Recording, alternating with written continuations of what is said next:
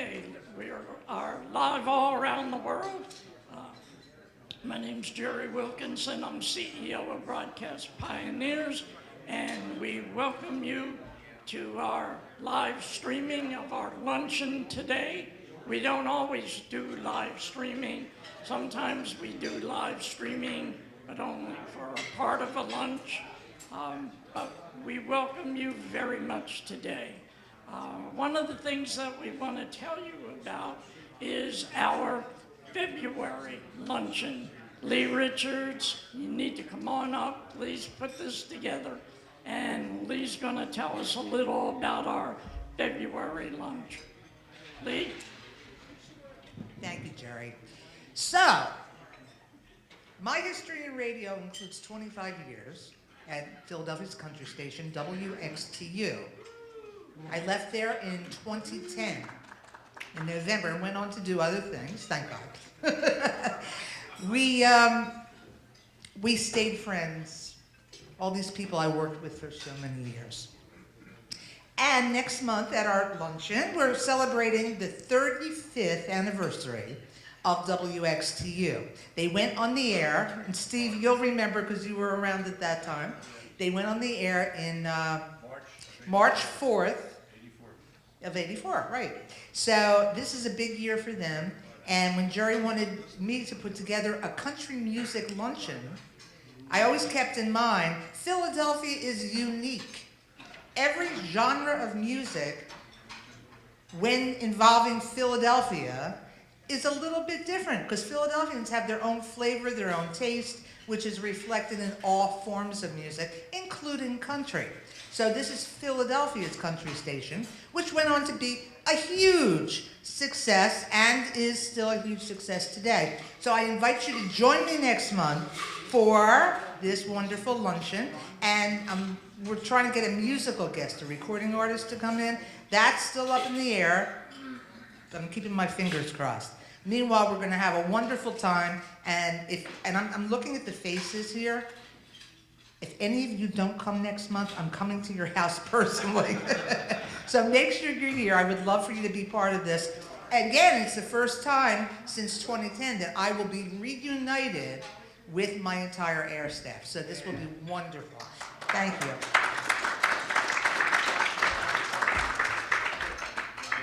By the way, Lee is on our board of directors also.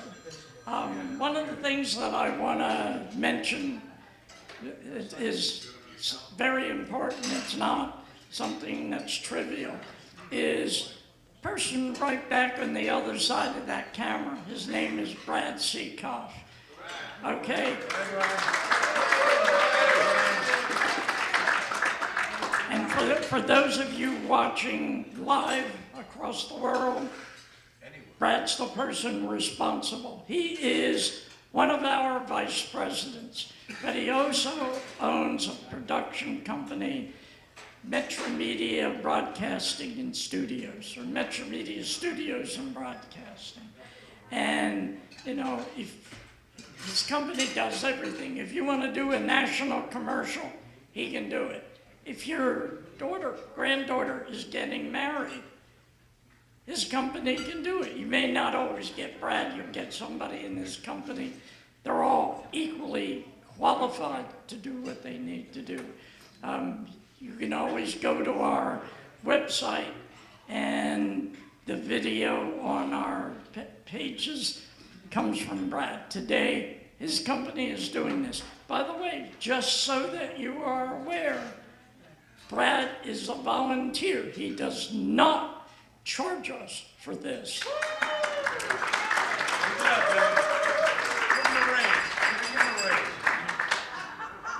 We are not a rich organization. We would not be able to afford that, to do this otherwise. We thank Brad very much, and it's really, really important that people understand that our organization is just loaded with volunteers. That being said, we could always use more volunteers.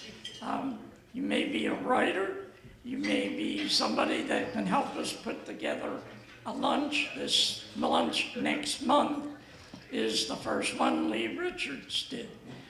T. Morgan is with us. He's also an author of a book. I had, by the way, just circumstance allowed me to write the introduction to the book, which I'm very proud to do. So we work together at WDAS. But T's putting together another lunch in May for us about WMGK. So our lunches are the third Wednesday of each month. That being said, Joe Pellegrino is our MC. Joe is on our board of directors.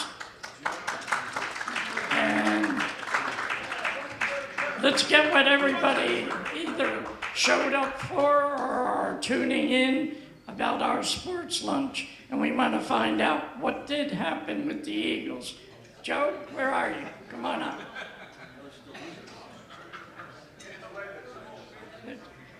Joe's still sitting down. Come on, Joe. Wait, Lee wants to say something while Joe walks to the podium. Actually, you gave me this idea. I wanted to welcome two new members that I met today, Joyce and Lisa over here next to Tom Lemaine.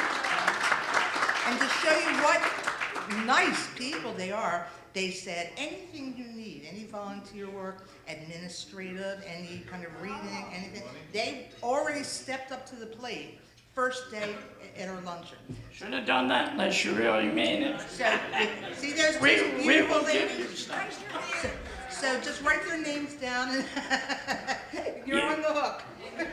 Okay. As new members, you got a copy of our membership directory. My home phone number's in there. Give me a call. We'll give you stuff to do.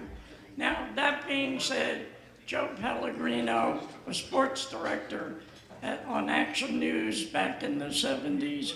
Then we saw him pop up with the people over at NBC 10.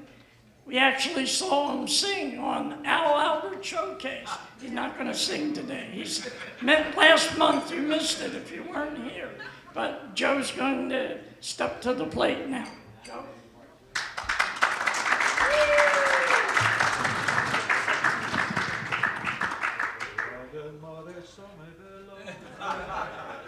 Anyway, thank you for that sitting ovation. That is number 175 in a row. You just turned it off. Push the buttons.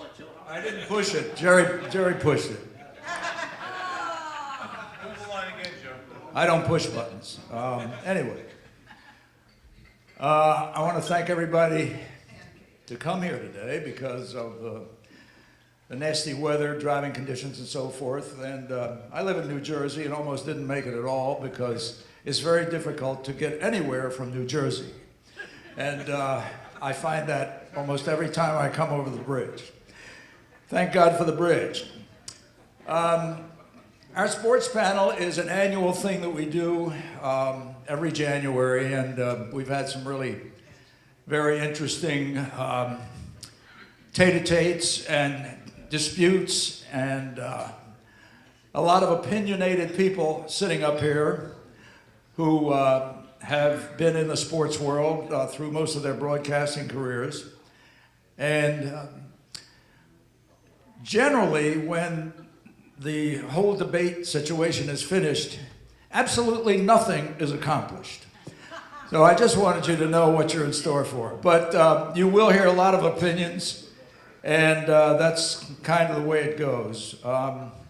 So it's time to bring up our panel today.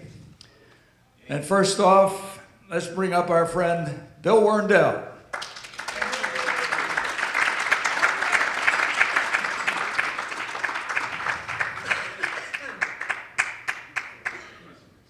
Bill, one of our most recent inductees into the Broadcast Pioneers Hall of Fame a couple of months ago. Bill, by the way, here's a list of topics for you. Is one of them Jim Schwartz to be fired as the defensive coordinator of the Eagles? Fired. That's just a small sample.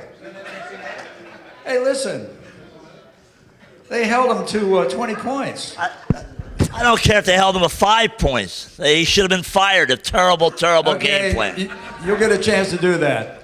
Our next gentleman is, I call him our fly boy, a really outstanding pilot in his military days, Tom Lemaine.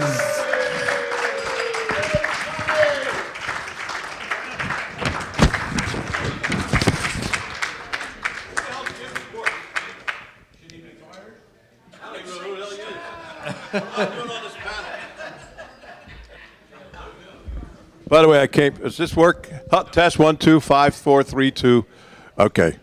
You're not fired. I'm not fired. I'm not Jim No, Schwartz either. By the way, I came from New Jersey and I had no trouble getting here. All right, give me your directions the next time, will you? Well, runway 27 was active, so I took advantage of it. No. Yeah, I was going to say you made a good landing just getting up here. That's right. We'll take that. Next gentleman who has been in sports, and he has brought along his beautiful wife, who is one of the top personalities still in television today, Bill Vargas and Sue Serio.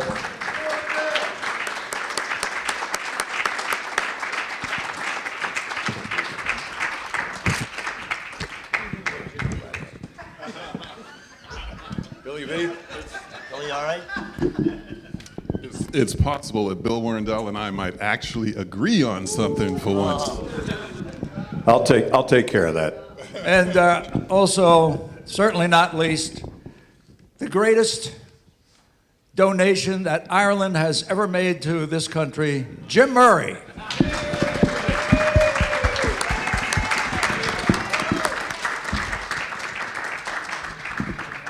You ought to show your colors more, Jim.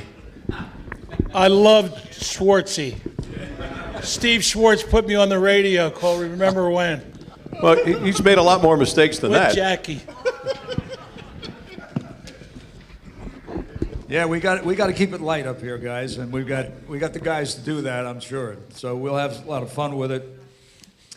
I'm going to read these formal introductions in reverse alphabetical order.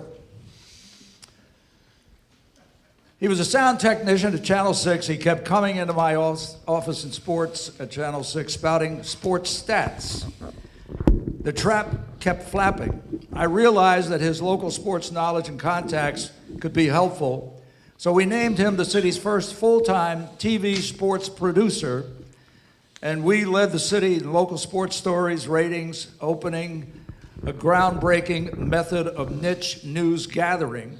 He also brought his high-volume voice and also working as a football spotter for our local and national network football telecasts. In fact, he's so loud that he landed his own talk show in San Diego for a number of years, but returned here in the last couple of years with his own local show out in Westchester. And just a few months ago, as I had mentioned earlier, he was elected to the Broadcast Pioneers Hall of Fame. And it was something that should have been done a lot earlier than recently. So to put an exclamation point on his career, that was certainly a highlight of it. Mr. Motormouth, Bill Warrendale again. Thank you, Joe. I'll be quiet today. No, we don't want you quiet today. The president of the Jim Schwartz fan club as well. You forgot to mention. Jim Murray would have never hired Jim Schwartz, I'll tell you that right now. Wrong. You hired Dick Vermeil, the greatest coach in Eagles history. Yo, can we change the subject? It's frickin' football. We got 3 other sports. Go ahead, Joe. I will always protect the name Schwartz. Thank you. What is it? H.O. Schwartz, for God's sake. All Got right. them Sixers. Anyway, another huge stable of Temple grad broadcasters. He quickly landed 4 radio jobs in news in the 5-year period in the early 80s. And he broke into TV as a sports anchor at WHYY Delaware News, as well as weekends at Channel 10, where I also worked after I got back here. I was going nuts in the Midwest, couldn't wait to get to the East Coast. Anyway, despite the weather, while at WHYY he met Sue Serio, whom he married a few years later. And they became a traveling team. They landed a TV show in Buffalo. He is a sports anchor at the same station, but they yearned to return to the Philly area in the late 90s, and he joined local channel 29 Fox as sports anchor. Sue followed and became the very popular weather lady at Fox to this day, and well entrenched, I might add. He left Channel 29 in 2009. He formed his own production company, did some acting, produced industrial films and other projects. Very versatile guy, Bill Vargas. All right. Thank you, Joe. Can you catch passes? I think the Eagles are doing tryouts this week. Anyway, still another familiar face in Philly. 30-year vet of TV sportscasting. He worked in Boston, New York, Baltimore before arriving mainly at Channel 3 KYW-TV after a solid career there and numerous awards. He jumped from doing Philly Soul Arena football to taking it halfway around the world to China. Joe, He merged. Joe, that guy ain't Look, here. He ain't here. I know he's not here. That's why I'm introducing him, so the people know who's not here. Is he in the hallway? Talking about Jim Schwartz again? So Yeah, anyway, Jim Schwartz. It's a Tom, do you frickin'- want to be up here? It's a freaking Jim Schwartz again. That's who it is. Keep the peanut gallery quiet, will you please?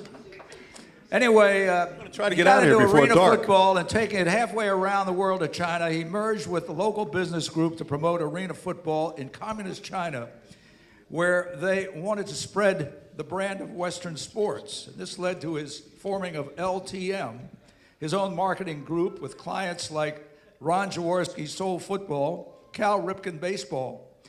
But can he handle Chinese pollution, and is he bilingual? Ladies and gentlemen, Lou Tilley is not here today because he has a fever.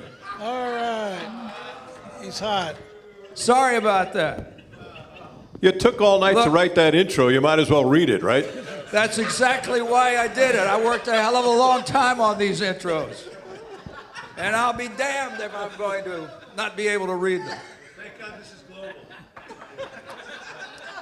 Not only that, Armed Forces Radio. I have another one for you.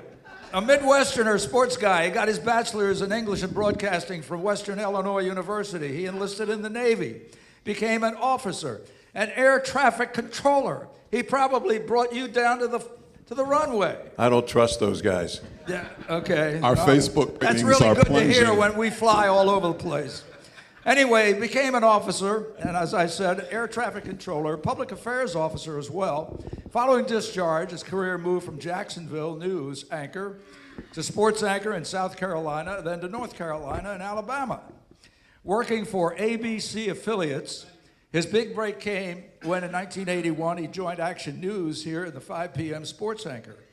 Following all the big local and national events, in time in 1997 he returned to news, anchoring weekend shows, and was involved in many charities.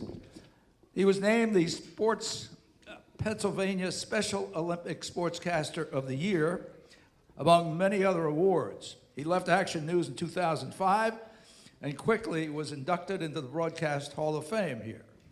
Frowning on retirement, he has been the Phillies Director of Public Affairs ever since, and he and his wife, Catherine, live in the suburbs. And ladies and gentlemen, I'm talking about Scott Palmer, a real good guy. All right. Hi, Scott.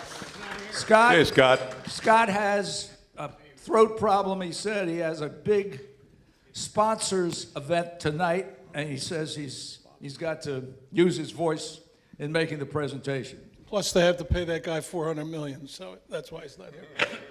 Yeah, well. All right, and this West Philly Irish Villanova grad used his... V for Villanova. That's why I wore the costume. No. It's, oh, Danny boy, the pipes, the pipes. Anyway, West Philly Irish Villanova grad used his administrative degree to become the Wildcat Sports Information Director. That led to a PR job. Later, with his encompassing sports background, he was hired by the Eagles. His organizational work led to being named the general manager of the Eagles in the Leonard Toews regime. Years later, when Toews was forced to sell the team, the ex-GM co-founded the first Ronald McDonald House in Philadelphia, where families of children were with serious illnesses can stay at no cost while undergoing treatment at hospitals. There are now over 300 such houses worldwide. He still runs his own marketing firm with this jolly, bubbly, twinkle in the eye, always bringing a smile, the pride of Ireland, Jim Murray. Hey, Jimmy boy.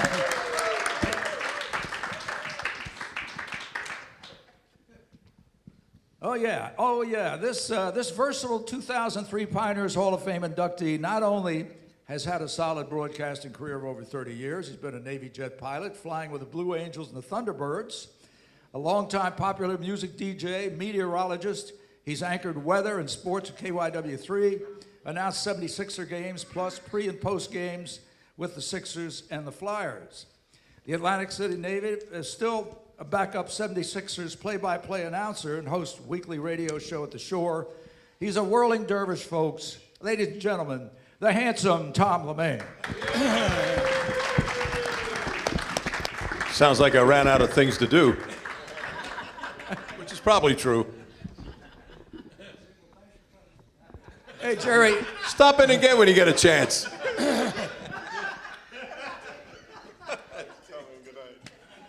We have a lot of snipers in this room, let me tell you that. Good.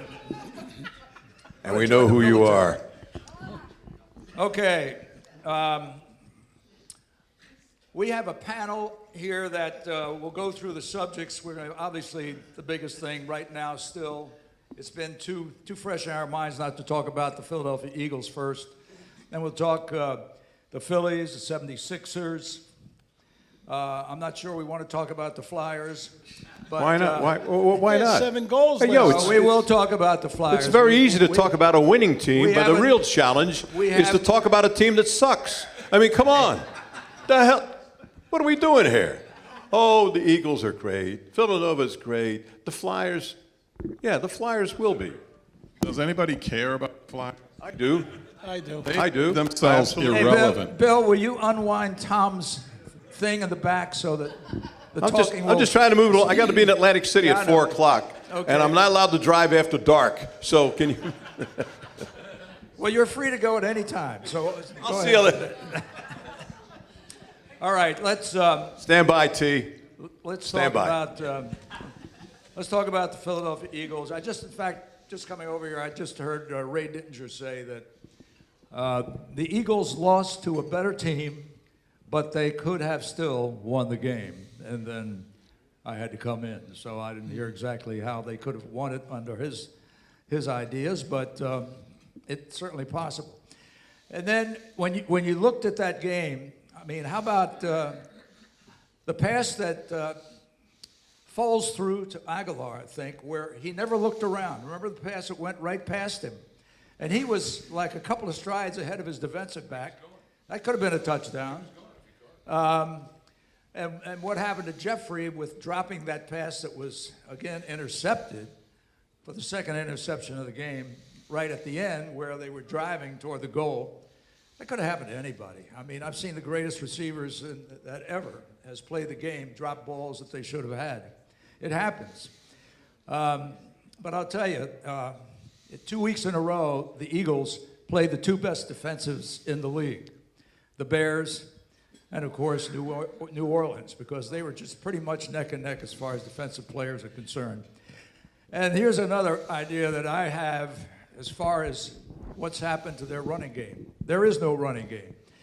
How they let LeGarrette Blount walk away, then Ajayi gets hurt. They have no big backs. Like, take New England.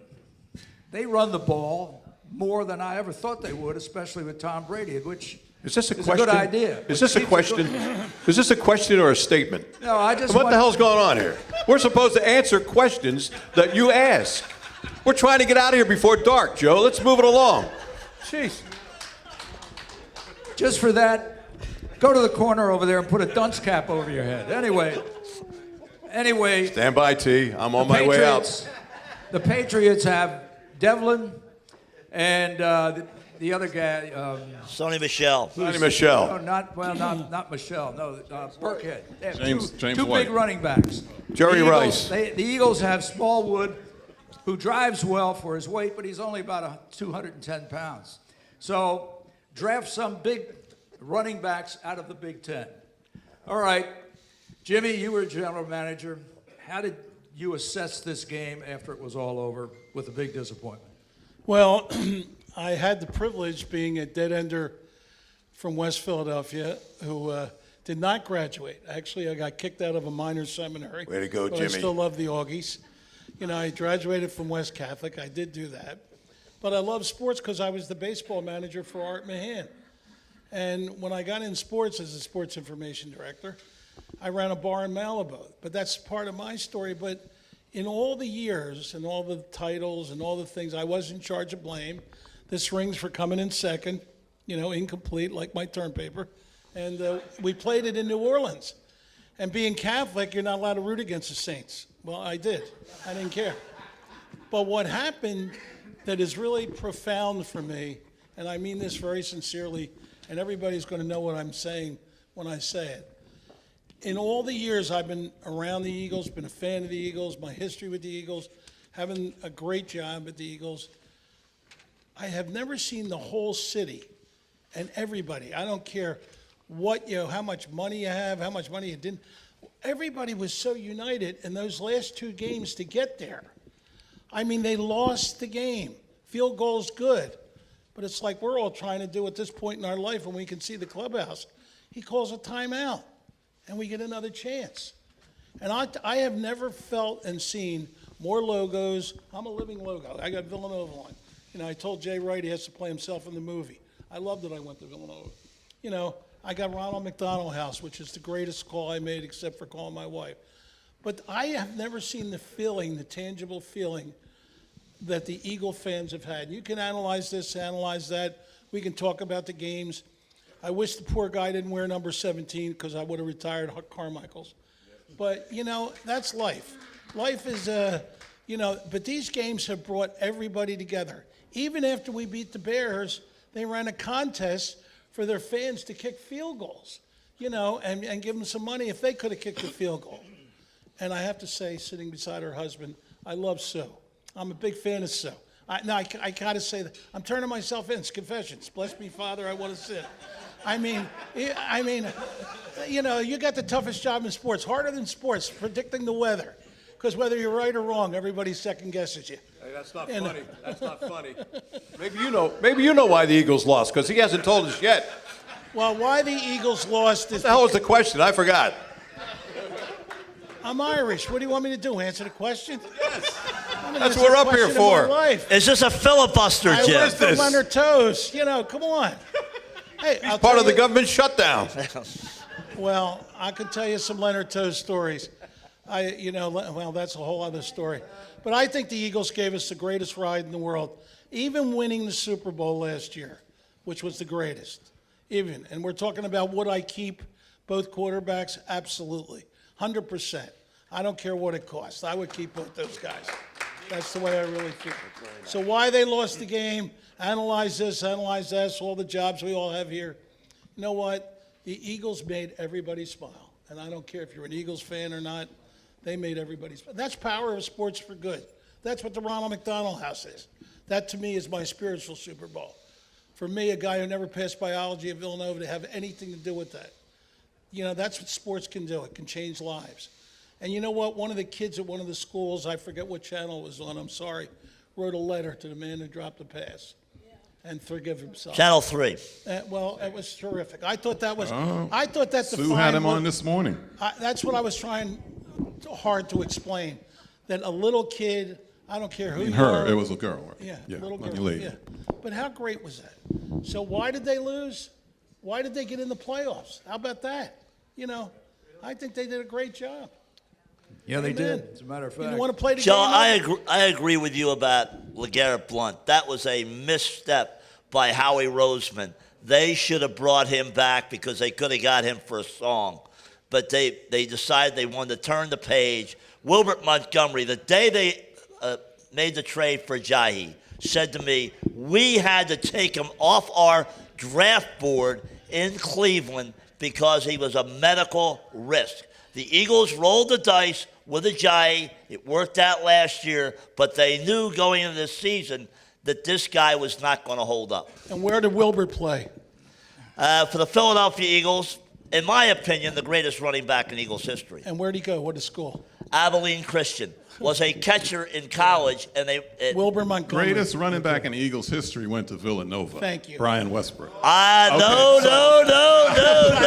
Thank you. No way. Wilbert's a close second. Wilbert Montgomery was all of everything. Bill, I he could disagree. We have catch the another ball. conflict He could up here. run the ball. I got to disagree about LeGarrette Blount. First of all, LeGarrette Blount went to Detroit and he averaged 2.7 yards a carry this year because he was washed up. Yeah, but he had no line in front of him. Terrible as far as offensive the line. Detroit lines. The Eagles' front office made a good move. They realized he was at the end of his rope and they let him go. They didn't know Ajayi was going to get hurt. They had the medicals on him. They had to know he was going to get hurt. They didn't retire number Corey 7. Clement. They didn't know Corey Clement was also going to get hurt. How come they didn't retire number 7? Talking about retiring numbers. Why did they retire number 7? Because Jaworski? Leonard could never throw a He seven. led them to their first Super Bowl. He's a standout citizen. He does a lot, as Jimmy does, for charity. What's the matter with Ron Jaworski's number being? They give it to Michael frickin' Vick for crying out loud. What the hell is that all about? He's a criminal. That should have never happened. That should have never happened. For him to wear number 7, they should have stopped that right away. All right. Anyway, Thank God he owns Bill, 7 give me, million. give me your analysis on the game. All right, I'm really so- done now. I'm going to be thrown You out talking of here. about this Bill, 2 Billy minutes. V, or Bill W? You talking about me, Joe? Or Bill No, I'm just Wendell? trying to figure out why the Eagles lost. I haven't heard yet. Talking to me. Yeah, Bill, go ahead. So I don't want to. Obviously, Bill Wendell has already sat up here and made his statement, so I'm going to. I hope I'm not usurping your point, Bill. But you go into a game against the New Orleans Saints. You're facing the best receiver in the league in terms of Michael Thomas caught 125 passes a year, which is incredible. Nobody else had. I think the second best guy had 114. Nobody else even close. This is the best possession receiver in football. If it's Bill Belichick, your approach is, we're going to stop him. We're going to double cover him. We're going to bracket him. We're going to give safety help on him. He is not going to beat us. We'll make somebody else beat us. But with Jim Schwartz, he just stands there. He lets them target Michael Thomas play after play after play. He catches 12 passes, 171 yards. The rest of the entire team had 130.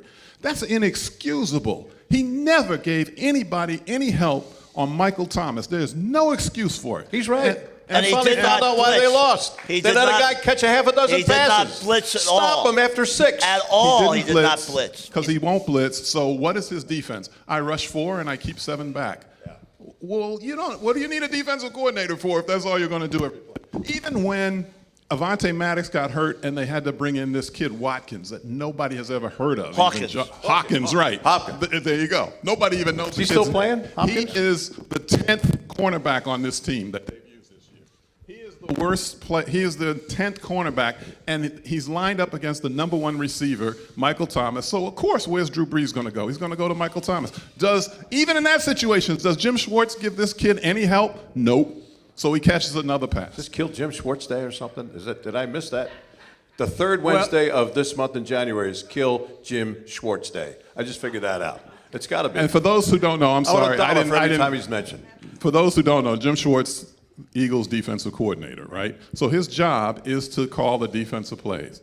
Now they had a bunch of scrubs out there because of injuries, and there's a lot of credit, I think, mainly to their secondary coach Corey Unline, for getting all these young kids to improve every week so that they got better and better. But Schwartz has to give them some help, and he never did. And it's a disgrace. And remember, You know how people always remember what happened late in the game, right? They forget what happened early in the game.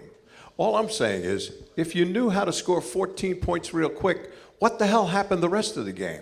I mean, they ran the ball 3 times in I the second referred half. to an analogy in baseball.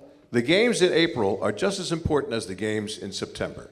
Now, if you have 14 points against a very weak defensive team, I think, what the hell happened to the offense the rest of the game? You had a 14-point lead. You're rolling. Now, to me, the Toyota turning point, getting back, I guess if you're going to claim, be another anti-Schwartz, the fake punt. Everybody in the world knew that this guy had a reputation for faking the punt. Now, as soon as number 7 comes into the game for New Orleans, alarm goes off. You got to stop. That was a big, big turning point in the game. They still had the defense on the field. Exactly. They had it on the field, and they still couldn't stop them. So now, the fact remains, Jim, and you made a good point, on behalf of Jim Schwartz, he was smart enough to keep the defensive players on the field for that fake punt. Right. But they didn't stop it. The players did not stop, to me, was the turning point in the game. And you Billy, and he talked about Howie. I mean, Howie has done. They put him in exile for 2 years. I really am proud of Howie, the way he put that team together. Jim, Billy, listen, Jim, first of all, let me explain I- the defensive backfield a minute. Here are the names of all the injuries. The guys. I don't who care if they were have playing. Pellegrino, Well, wait a Murray, minute. Vargas, and LeMaine in the backfield. Just If you some- change your coverage, you'll win. All right? Look, the I played defensive backs. The defensive backs played too far off of the receivers. Absolutely. They did not challenge those guys at the No line. question. You got 5 yards to bump these guys, knock them on their you-know-whats, and they didn't do any of that the whole game. So the They just let them 76ers run scored rough stuff. 149 points Hey, last Tom, night, and Tom, I turn the think that's motor a off. hell of an achievement. Frickin' Eagles, they're over. Let's talk about the teams that are still playing right now. Tom. The Philadelphia 76ers Hey, set Tom. 5 records Come on. last Hey, Tom, night. They you set wanna 5 run this records. thing, Tom? 5 records last night. The most three-pointers in a game, the most points, the most halftime points ever at the Philadelphia floor, and 149 points. And they beat a fairly good team by 40 points. I think Wendell should get Now, a chance to talk. on to the Let Billy Flyers. Wendell talk. Wait a minute. Not putting down Howie Roseman. Jim Murray was a general manager. He was smart enough when he hired Dick Vermeil to bring in Carl Peterson to run personnel. Howie Roseman should be a cap guy and, defer to Mr. Lurie about deals. They should have a real general manager in place. Joe Douglas should be that general manager. General manager is out there combing the bushes for every player imaginable. Joe Douglas. They also You know Joe Douglas? They Joe also Douglas, miss- anybody know who Joe They- Douglas Vice is? President of Player Personnel. Vice President of Player I'm Personnel. defending Howie, holding up.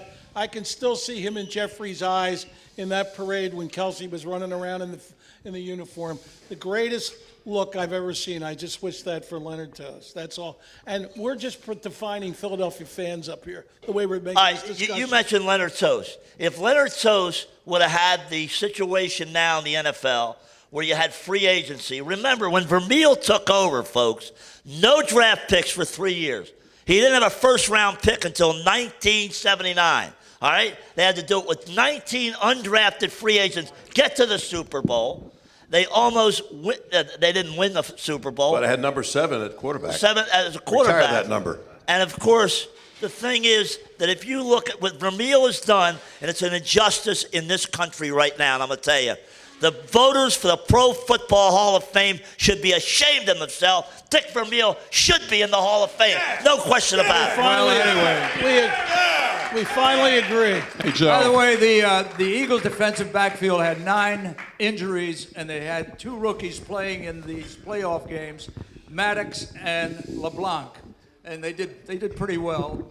And then they also had, of course, their best defensive back, Malcolm Jenkins, and Rasul Douglas. And because of the defensive backfield, and New Orleans has great receivers, Thomas obviously in a class by himself, one of the greatest. And it's amazing that they were held to 20 points. So the defense really excelled as far as these playoffs. No, are concerned. Joe. Now, Joe.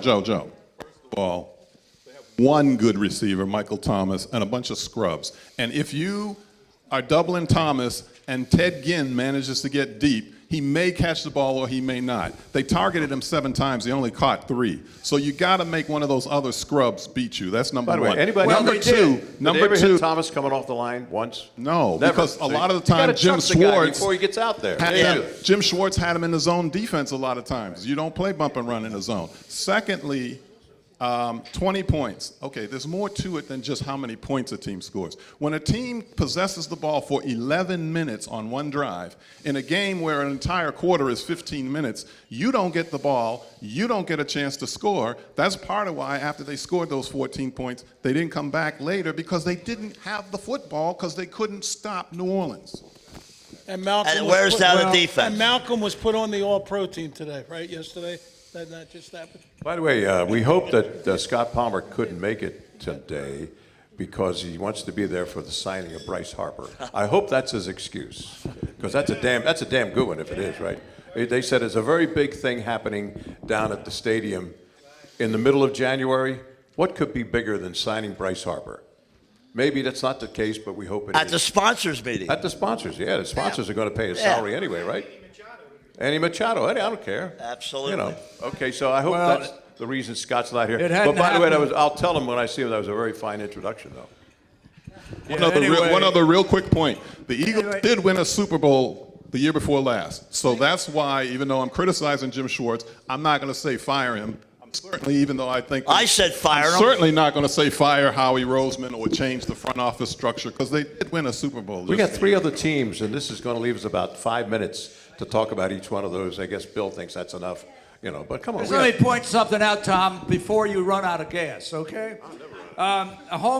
Next year in the home schedule, the Eagles will be playing the Cowboys and the Giants and the Redskins twice, as usual.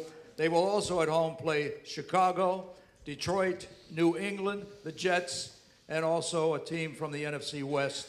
Away, they will be playing the Packers, the Vikings, Buffalo, and Miami, and a team from the NFC South. That's another Super Bowl coming.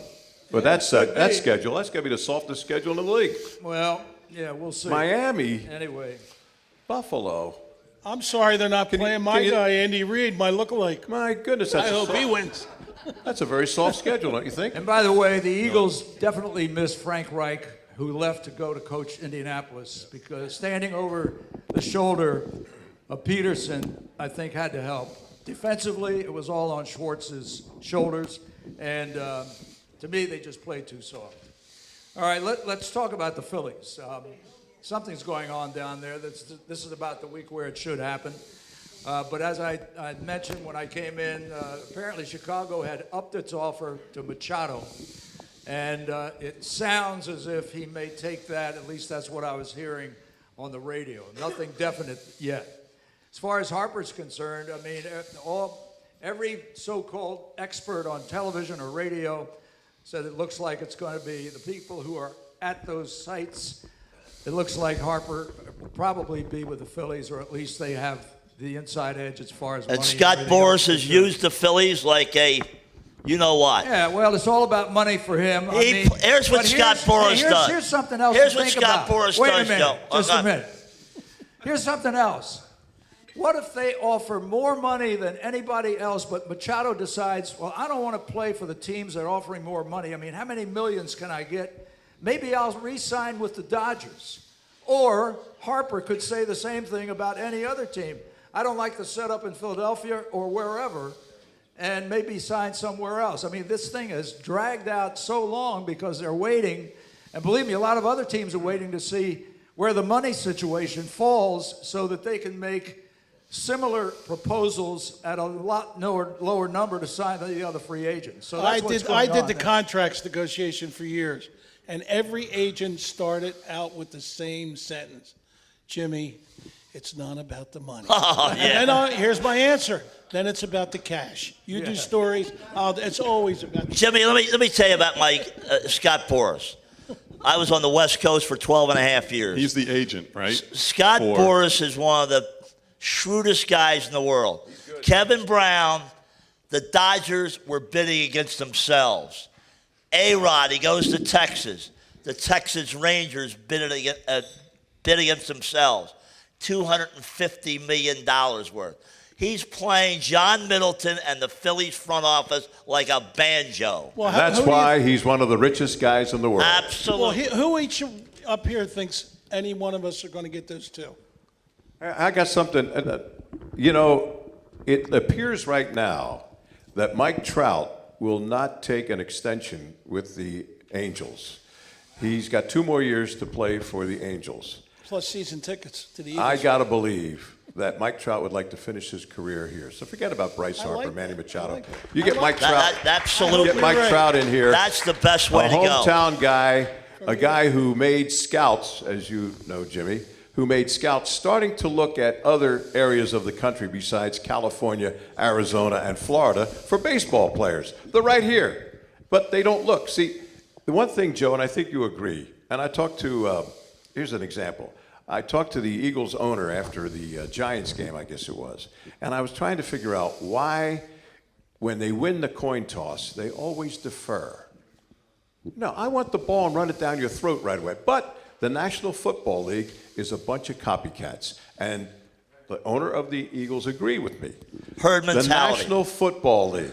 Let's follow follow the leader. They are such a bunch of copycats to the point where if they have a bad opinion of a player, it just permeates through the whole league like a virus. And the guy doesn't get a chance to really prove himself. And I think that in the case of the Philadelphia, it's a very good example of that right there. If you won the coin toss, what's the purpose of the coin toss? Forget the coin toss. Give them the ball. I don't want the ball to start the first half. Why? Why would you do that? He said, well, our defense is going to be good enough to... what does that say about the offense? You can't hold on to the ball and go down and score? And if you look it up, Joe, every time the Eagles did get the ball to start the game, what did they do? They scored. Is that a forgotten fact? Yes, it is. Jimmy Murray. Hey, Joe. The whole time we were talking football, Tom was bitching because he didn't want to talk football. Now you change us to baseball, he going to go back to football. But here's the deal. Jimmy Murray was at Philadelphia Widener. Wings. At Widener, when there was a little guy by the name of Billy White Shoes Johnson, who should be in the Pro Football Hall of Fame, all right? Right in the Eagles' backyard. Then they had another guy who played pro football before he went to Temple, Joe Klecko. The Eagles didn't draft him. All right, 2 guys right there. Then in baseball, the 62nd round, the Dodgers selected a guy by the name of Mike Piazza, Hall of Famer. You got to look at your homegrown talent. I agree with you, Tom. Too many times we overlook the players in this area. You Now, let me ask the crowd a question. How many people think who will be the next of the 4 teams in Philadelphia? Who has the best chance of winning the next title? Villanova. 4 pro teams. The 4 pro teams. All right. Who agrees the Sixers? Raise your hands. All right. I'll agree. Eagles. All right. Flyers. Phillies. Well, it's close, but it's the Sixers. And why wouldn't it be the 76ers? If you saw anything, I didn't get a chance. game. I didn't get a chance to respond to the baseball question. Oh, go ahead. What was it? Lacrosse. Team tennis. I don't know. What was the question, Bill? Yeah, you have. No, what I wanted to respond to is he left out the best story. They made a movie about him. When Richie Inarella called me and said, this guy never played pro football, but his name is Vince Papale. And Dick Vermeil, took him, and the rest of the story. But I want to hear you. I like what you say. Say anything about anything. Go ahead, Bill. It's okay if you fantasize about my wife, Jim. It's fine. Hey, Okay, so first round pick. I got one too. Bill, are you I'll tell you finished about the Eagles or what? So Another yeah, thought? you asked about the Phillies. So I don't see Philadelphia fans waiting and being just fine until 2020 when Mike Trout becomes free agent. So, but I don't think, on the other hand, that you have to get either Bryce Harper or Manny Machado, because I think that the guys they signed so far this offseason are going to help them a lot. They got a good shortstop in Gene Segura they traded for. They got Andrew McCutchen, who at one time was one of the top 2 or 3 players in the league. It's been 3 or 4 years since he batted .300, but he's still a pretty good player. And they got David Robertson, a pretty good reliever. So I think they're doing well so far. Yeah, Robertson's ERA, his lifetime is 288. That's not bad. And to follow up what Bill's saying, if it's true, and I believe he's right about all this, that makes the Phillies a contender by the time Mike Trout's available. And that gives them another reason to want to play back east. You know what All right, irritated me here's- last year before the trade deadline? And I had talked to the agent for Cole Hamels, John Boggs, who's a friend of mine from San Diego. Should have signed him. All right. Cole Hamels wanted to come back to here in the worst way. The worst way. And they said, we don't want to go back to the past. Yeah.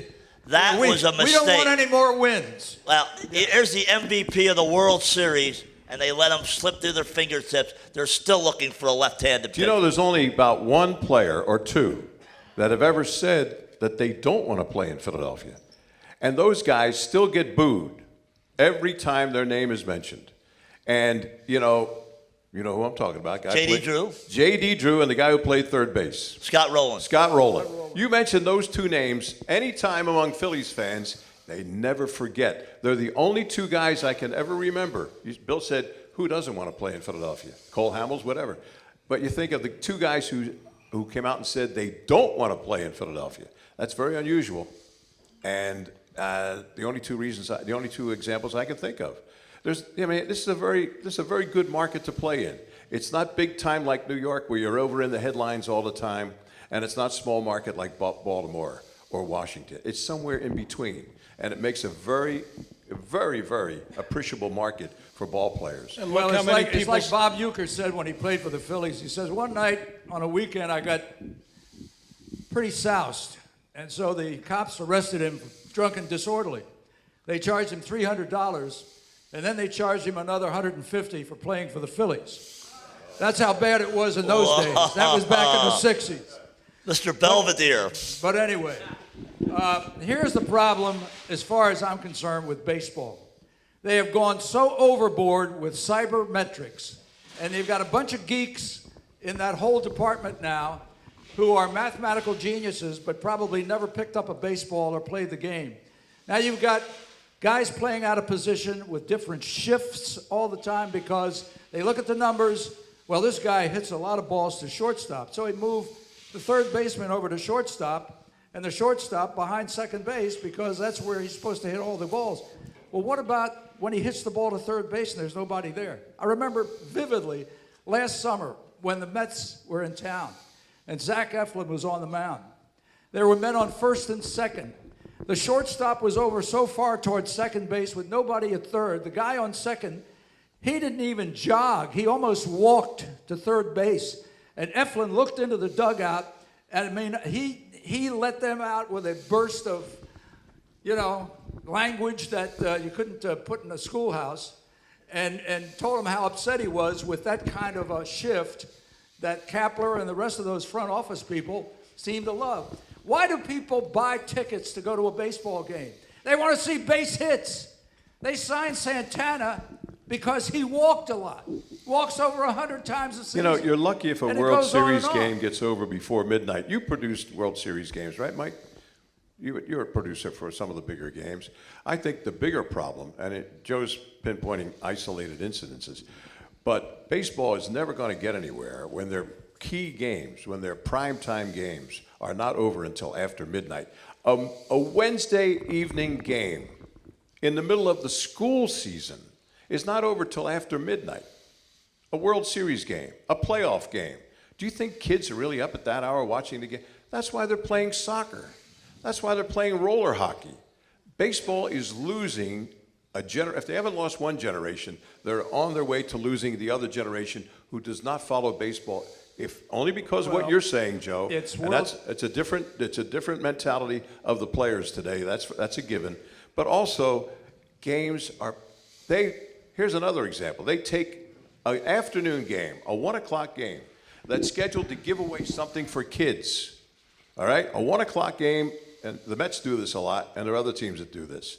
All of a sudden, the networks who have the right to flip a game from an afternoon game to a nighttime game, okay, so the game, instead of being a 1 o'clock game on a Sunday afternoon, now becomes an 8 o'clock game on Sunday night, and the kids' giveaway still holds. How many kids are going to be able to stay for that game? They got to go to school the next day. But baseball doesn't care. The networks don't care. If that Mets game all of a sudden becomes so important that it's not good enough to be played at 1 o'clock on Sunday afternoon, we got to play it on primetime Sunday night.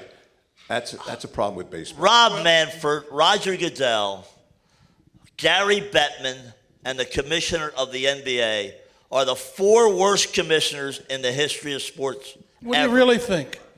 I think they stink, all of them. Roger Goodell's in the witness protection program. All right? Rob Manfred made that stupid statement about Mike Trout promoting himself. What was the highest rated television show last year? The NFL Thank Super you. No Bowl. more But questions, Your Honor. First of all, What a it's terrible all commissioner. about the bottom line, Jim. How about exhibition games when they charge people top dollar to go to an exhibition football game? Top dollar. Hey, What look, the time does the Super- Super Bowl start? The Super Bowl is What time one does- game. 6:30. and 6:30. What time does the It's World one Series game. start? 8:30. 8. Big difference, Jimmy. Big difference. 6:30 and 8:30 I'm for already in kids. bed. The World Series times are all based on television times to cover the whole country, where you got 3 time zones, and it's all about money. They want as many people available to see the game. So what's the as Super possible. Bowl's excuse? I was in That's the what I'm room. talking about. I was in the The Super room. Bowl. I don't care about a halftime show. Flush it down the toilet, a halftime show. I was in the room at the owners' meeting when this group of guys came in, led by Howard Cosell, saying, "We're going to change the world. We're going to do Monday Night Football." And people were saying, "What's that?" Well, Jet thank you. 40 and Company. Yeah, and he Tell got- it like it is. Don't He got pontificate or drunk and he elucidate. threw up all over Don Meredith's cowboy boots. I was there that night in the booth. Joe. I was- Jim, I guess Howard had a few libations before I took that care game. of him that Sorry to night. hear that. Leonard had a big Give you new pregame clothes party. for that? Joe, I one, was in the booth. And I have one big problem with the NBA, because it seems to me they continue to support tanking. can the we tanking please? that we had here for 3.5 years by Mr. Hinkie, Let me and, address- that know-nothing guy. Let me tell you something. Can we That's please? just Can we fraud. please It just go happened back, last Joe? night. Wait a minute. Joe, I'll can tell you we? something That's just fraud. happened last night. You pay top dollar to watch a good team play, and they put guys on the floor that can't beat Villanova. Last night All they they wanna honored see is they the other honored team's star. Mark Zumoff, all right, for 25 years. Before this is to your point. Before the game, in the Coach Brown's presser, before the game, Mark was there, but he left before the coach said this, and he said Mark's had a great career, 25 years, and we should give him a trophy for the 10-win season. Somebody in the room said, well, how about giving LeMaine a trophy for the 9-win season? Because I still hold the record for the most games lost by one team in one season. So I went out and told, when I saw Zoom after this press conference, I told him, I said, you know what the coach said? No, I said, they should give you a 9-win trophy. And he said, yeah, but you lost.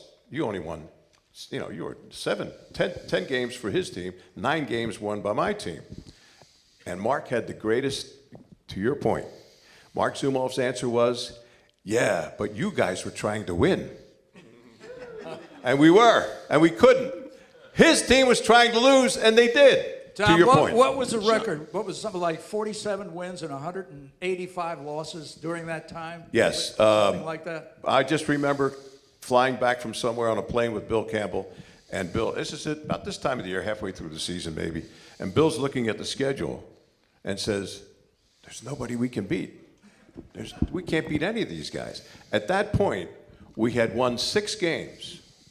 From the time of the All-Star break to the end of the season, we won 3 more. 9-73. And that was only my second year doing the games. You had like a 22-game losing streak? Yeah, A we couple got- of them in the 20s. I hold the records since Bill has passed away. I hold the records They for had the so most. many losing streaks you couldn't keep track of them. I mean, I happened to see 3 years, in the space of about 3 months, they had streaks of 15, 16, and 17. Yes. And Bill said to else? me, if you can handle this season, you can handle anything for the rest of your career. 9-73. The commissioner said, well, I don't think tanking is a real problem. That's he's That's another why one. Silver's a clown, too. here was the solution back then. the worst team in the Western Conference at the end of the year and the worst team in the Eastern Conference at the end of the year to get the number one pick of the top college basketball player flipped a coin. Yep. And I'm going, wait a minute. And Irv Kozlov, who was a great man, he owned the team back then. I said, Irv, Portland won 23 games. We only won 9. They should give it to us. No, Tom, that's the way the NBA is. It will be a coin flip. Okay, so there was a coin flip. Portland gets Bill Walton. You guys get Doug Collins. We got bad news, Marvin Barnes. But it didn't matter. Marvin came with a tire iron. The fact that we lost Bill Walton, who turned out to be one of the greatest players ever in the NBA, should have been ours. To rub salt in the wound, 4 years later, we're playing the Portland Trailblazers in the NBA Finals. And who beats us? Without Bill Walton, Portland doesn't win the championship. We do. That was only 4 years later. Imagine that, a flip of the coin. You know, if I was in the NFL today, if the NBA was flipping the coin, I would have deferred, and we would have got Bill Walton. Hey, Joe. Leroy Kelly and O.J. Simpson. No, Leroy Keys. Leroy Keys. Hey, Joe. You know, But Leroy's not in jail, or wasn't in jail. I'm anal retentive, so forgive me. But when you bring up a point, I have this crazy idea that somehow that point should be responded to. So, like 10 minutes ago, you were talking baseball, and you said something about analytics and shifts killing the game. Some old people got to get used to the fact that we live in a... Are you referring to me, pal? Maybe. You better put your dukes up. I'll see you later. Youngsters, close your ears. So maybe, so we live in a computer age, okay? So things have changed, and they are going to change, because nowadays, when a guy is hitting 250, using the old batting average that everybody's always used, you don't know if it's because he stinks or because he's had bad luck. So now you have all these analytics. You have the ability to measure bat speed. The ball comes off the bat. If the ball is coming off the bat at 115 miles an hour, the guy is hitting the ball hard. You have the ability now to know where every ball goes. So if a guy is hitting over 20% of his hits are line drives, you know he's hitting the ball hard and he's hitting line drives, and that 254 average is going to come up. That's why you have analytics. You have all this ability now. You're talking about young math geeks who don't know anything about baseball. You have an ability now to not just know what a guy was doing in the past, but to predict more accurately what he's going to do in the But Phil, future. here's the problem. Maybe you're right. Maybe because pitchers are throwing that fast, for the first time ever, there were more strikeouts than hits in Major League Baseball. But you want to go see strikeouts, or do you want to see hits? You want to see And hits. it's all trajectory. And also, if you look at analytics, they want you to work the count all the time. Sure. They want you to work the count with analytics. Right. If you talk to any major league player, past or even present, the first or second pitch of the at-bat may be the best pitch you see. And that's the big problem. Rhys Hoskins let about 40 right down the middle early in the count because he was conditioned to take the pitch. And they That's fired. the problem. Didn't they fire the hitting coach? Yep. No, not this year. The guy, Matt Stairs should have stayed on. Yeah. He's the first guy to address what you're just saying. The first guy I ever heard address the point that Bill made about hitters was Matt Stairs. Go deep in the count.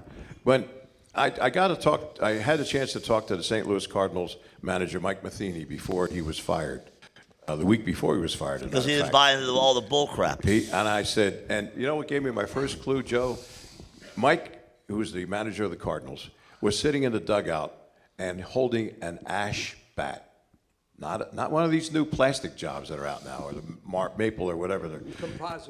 Composite. He was holding a real, genuine ash Louisville Slugger bat. And that tells you the first clue about Mike Matheny and about why he was fired. So I said, Mike, you know, back in the day, Greg Luzinski led the league in strikeouts with 190. There are guys, this was halfway through the season because Mike got fired halfway through the season. I said, there are guys in baseball now who already have 200 strikeouts, and the season's only half over. And he said, yep. And he went like this, trajectory, home runs or strikeouts.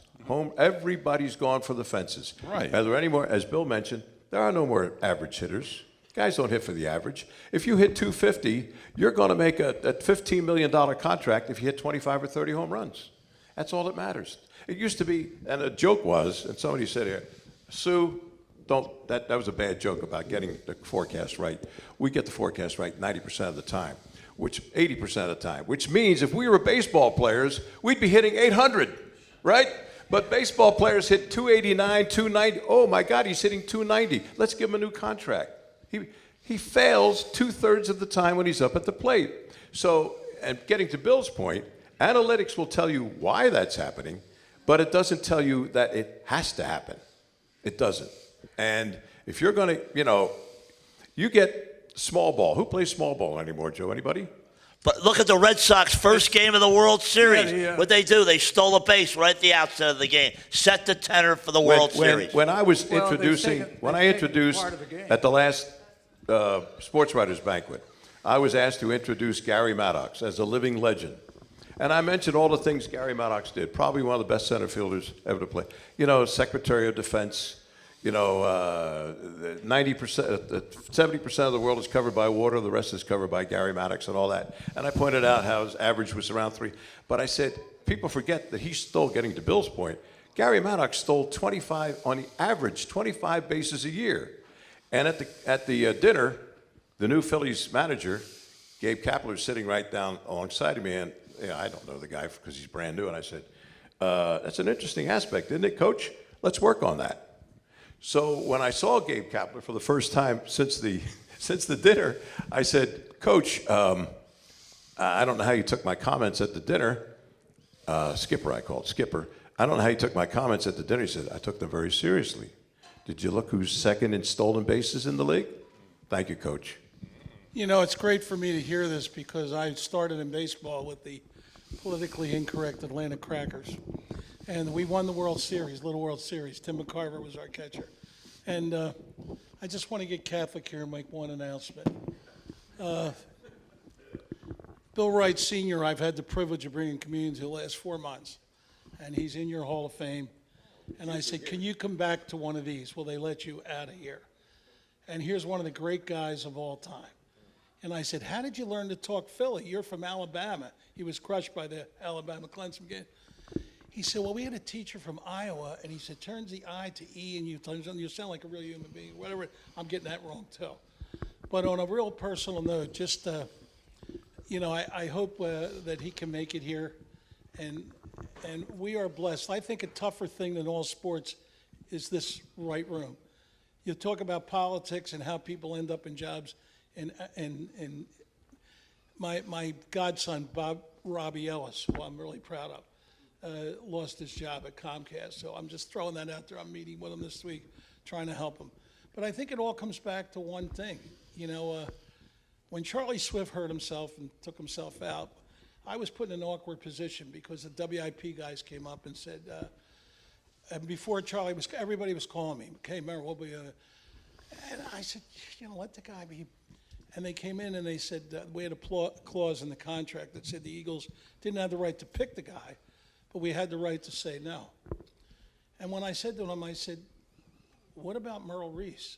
And they both looked at me and said, do you know how young he is? Maybe I shouldn't tell this story. I said, do you know how young I am? I said, that's what my response is. 20 minutes later, they came up and said, you know what? We thought about what you said, and we're going to hire Merrill Reese. That changed his life, and I'm not taking credit. 42 years ago.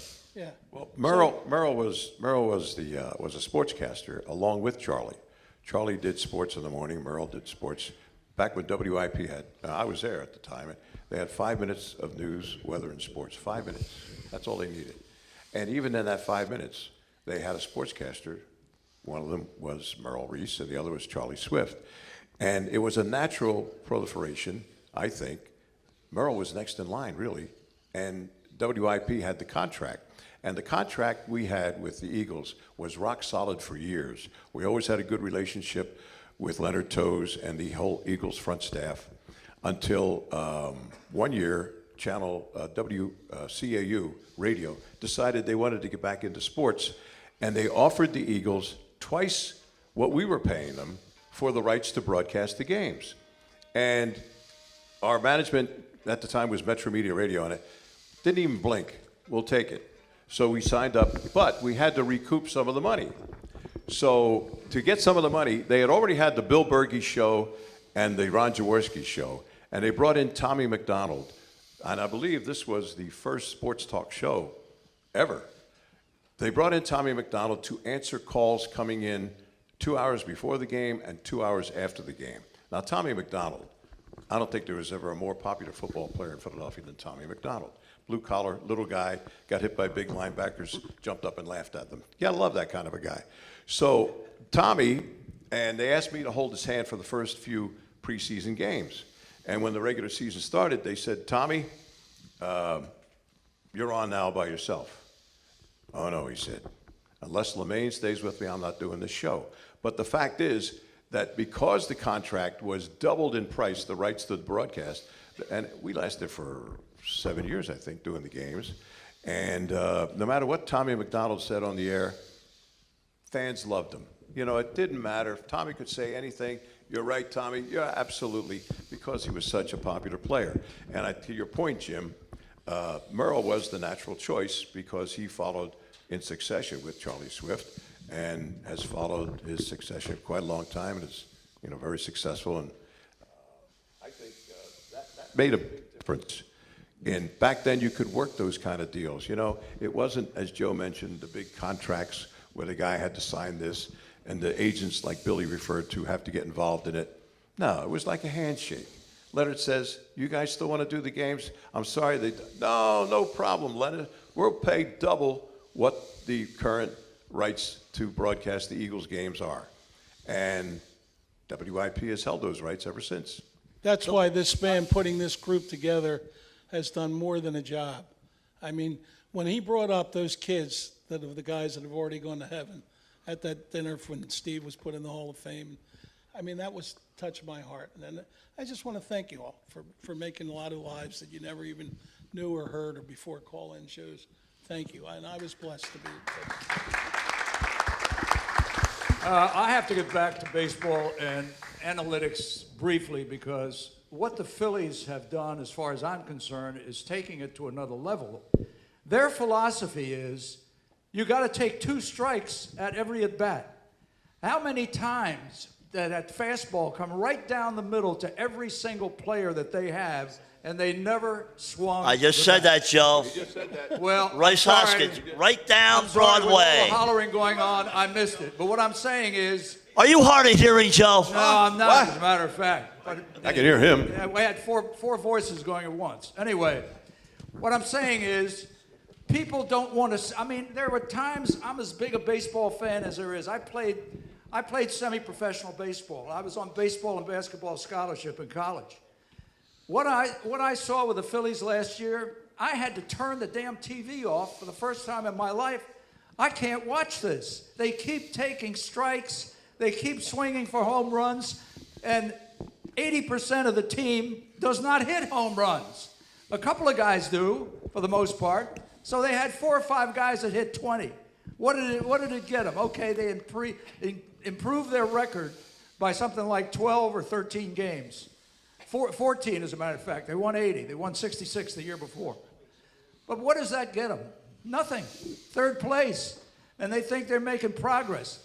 Now, as far as shifts are concerned, there ought to be a rule where you can only move 1 guy in a shift and play your normal positions as far as the other players. Learn to go the other way. It's simple as that. Fastball on this outside corner, go down. Guys, and not only that, they're all down on the end of the bat. Pete Rose choked up 3 inches. Larry Boa. Rod Carew choked up 4 inches. Wade Boggs choked up 2 or 3 inches. Barry Bonds choked up. All batting champions. Barry Bonds even choked Barry up. Bonds, but I don't He talk did more about than that. Bonds. I don't talk about he choked Bonds on some because he pills, doesn't too. belong anywhere near the Hall of Fame. I with all the disagree with drugs you, he Joe. took. Barry Bonds, Clemens, all those guys Took deserve drugs. the Hall of Fame because baseball knew about it, and they were putting fannies in the seats, and they were looking at the bottom line. Absolutely. Okay, but that that's no clown, reason to put him Bud on- no, you Selig, don't put him in the Bud Hall of Selig. Fame. Let me No. tell you something, Billy. Was he- Oh, At shift. ages, wait a minute. At Oh, ages, shift. At ages 35. Barry to- Bonds right-handed.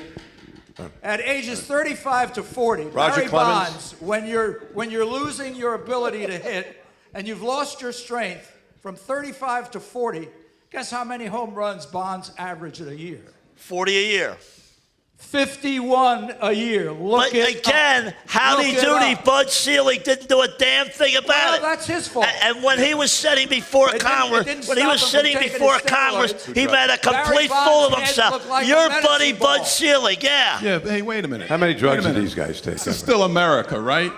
It's still, PEDs. we still have something in America called innocent till proven guilty. Now, Sammy Sosa got caught with drugs. Mark McGuire admitted to using drugs. Rafael Palmeiro failed a drug test. Barry Bonds never once failed a single drug test. I don't care, Joe, that his head I was want- big. just look- I don't just- care that he had a big head. They had- you they can't had keep that a guy. fix for Bonds, You man. can't That keep a was- Wait a guy minute, out of the wait a Hall of minute. Fame because he had a big head. Wait a minute, big- When you get some proof that Barry Bonds Wait a did minute. something, then No, you his- kick him his out of the head Hall. size increased. Welcome to Talk Radio. Here it is. Lenny live Dykstra. on- Lenny on Dykstra the- had a big hit, and he did do drugs, and he had a big head, and his head may not have big as Barry Bonds' Let's head, pass a rule. but he had a If big you head. have a big head, you cannot go into the Hall of Fame. Guess what? Lenny Dykstra did postgraduate work and not at Harvard or Yale either. There's Man, never been a player at that age that hit that many home runs. And so, yeah. Okay, so I had to go out to the bathroom right now. So Bernard Hopkins won a boxing championship at the age of 40, and he was the first man ever to do it. So now he must have been on drugs, right? Every guy that ever accomplished. If you notice, throughout all sports, guys are accomplishing more at older ages than ever before. And thank you very much for commenting on who you think is going to win. If you remember, and you have this on tape, don't you, Jerry? I think the last year at this time, when the Sixers were so-called tanking, whatever it was, they posed that question, and they said, who do you think will be the next champions outside of the Eagles? And I said the 76ers. And I don't think does anybody think there's any chance that some other team in this town would win a championship before the 76ers? I think the Eagles could. Well, with that schedule you just told me about, Joe, Well, it's the quite possible. Sixers need some defensive players, and also they need another sniper or two from the outside. Sniper. But no, they got great talent. Flyers on that could team. use a sniper. There's only two things wrong with the Flyers, by the way. If that's all you want to hear about the Flyers, that that's was- it. I was gonna bring Number it up. one, they can't score, and number two, they can't defend. Other than that, they're terrific. I mean, it's They're going to get the first pick of the draft. That's the most important thing. Yeah, but they just got over an 8-game losing streak. They changed the power play and they scored 7 goals. So they finally won a game. If they maybe beat- the new regime will start bringing them back. Villanova will win another national There you go. championship. Hey, how about that Villanova team? 2 out of 3 national Hey, titles. how about Never what they gonna did at happen. Creighton? They go to Creighton and win. I'm telling you, Jay Yeah, Wright, you talk about the best college basketball coach. I don't want to hear about Villanova, Krzyzewski or Izzo or any of those guys. The best college coach in major college basketball is Jay Wright. All right, no here's question about my it. book. It's coming out April 16th. It's called Life's an Audible. It's Life's an also Audible. called The McMiracle, and it's also talked about. It's going to be changed to Everything Good Starts in Philly, including me Okay. with these guys. All right. Good luck with that. Let's open it up to some questions now. I'm question sure right here. everybody has a Lady few in the questions. front. Lady in the front here has a question. All right. It's a shame Scott Palmer isn't here. But he's the guy. He was just introduced. He was. He was introduced. He was incognito. It was from Scott that I learned all about analytics and how important it was and how huge it was for the Phillies. Are they doing that in the NFL or any other? Yes, every sport is implementing it at some level. Yes. As in baseball. They're using it. The Sixers use it. The Eagles use it. The Flyers. To what extent they use it? They use it. I know Paul Holmgren told me the Flyers were using it, but they use it on a very limited basis. The Sixers use it, and also the Eagles use it. It's called data. And by the way, I'm not too for sure all about the team, curling. everybody uses Curling may not use it. I'm not too sure. And Everybody tennis, maybe, uses it.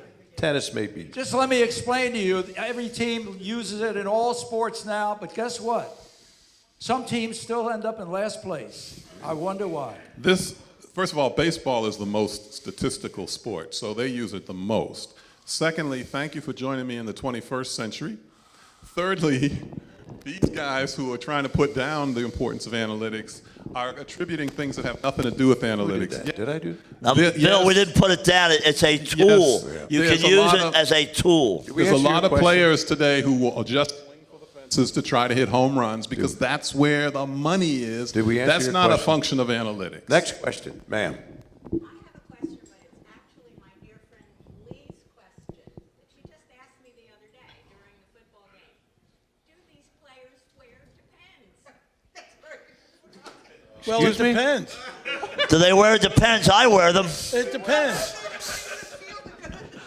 Why would you ask that? Because she's wondering. It's an easy That- answer. Wait, a lot of times a guy will run in the locker room. You Yeah. see guys trotting off the field. Yeah. They run in the locker Right. room. Baseball. They got to change their diaper? What is that? What the hell's that all about? How old do you have to be before you wear Depends? 75. 75. Steve Ross, go ahead. I don't think, to answer your question, I don't think they wear Depends. Did you And I hear don't Jim's know answer? Where Did the you- hell you got that Did from? you hear Jim Murray's answer? was He his had the answer? best answer. It depends. It depends. Depends on how old you are. Yes, Steve? Okay, I agree with Tom LeMaitre's point, one of them, about the turning point of the Eagles game with Sean Payton, in my opinion. Yeah. They were down 14-0. They were disoriented, discombobulated. They were out of sync. Breeze was he went long, and he was totally out of sync. So what happened? They're down 14 points. Well, because they hadn't played in 2 weeks, it takes a while to get in a rhythm. What isn't 1-8-8. They're down 14-0. They're getting killed. They're out of sync. The bottom line is that now they're in a punting situation. If Sean Payton doesn't make that ballsy move, they could have probably blown them out because they were Exactly. totally off. Right. You're right. And the You're other right. thing You're is, right. remember in the Super Bowl, he onside kicked the second half. Remember that? Was that the Toyota turning point that I referred to?